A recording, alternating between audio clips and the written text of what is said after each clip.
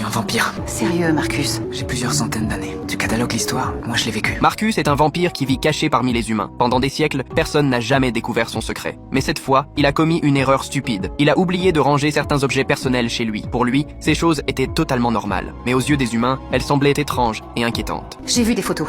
Il y en a qui datent d'il y a 20 ans et d'autres qui remontent au 19e siècle. Comment c'est possible que tes ancêtres te ressemblent tous à ce point? Marcus, j'ai vu une poche de sang dans ton frigo. Alors quoi? T'es malade, c'est ça? Non. D'accord, alors elle est là parce que...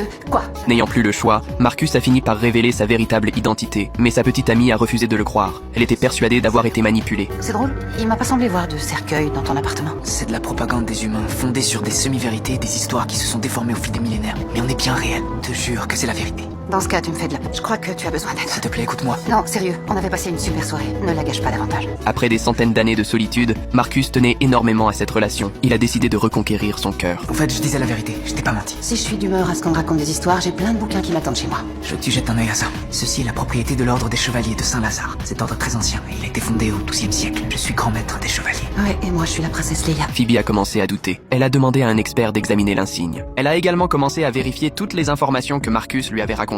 Et les résultats ont confirmé que tout ce qu'il disait était vrai. Elle est alors retournée voir Marcus pour s'excuser et a décidé d'abandonner ses préjugés. Elle voulait enfin comprendre ce vampire qu'elle avait injustement accusé. Je suis né en 1757, mais Matthew m'a transformé en 1780. Et c'est arrivé comment? J'étais assistant chirurgien dans l'armée continentale, et la fièvre allait me tuer. Matthew me proposait un moyen de survivre, et moi j'ai dit oui. Donne-moi ta main.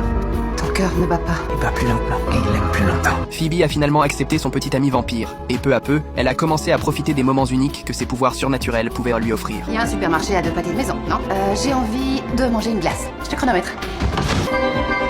56 secondes. Il y avait la queue à la caisse.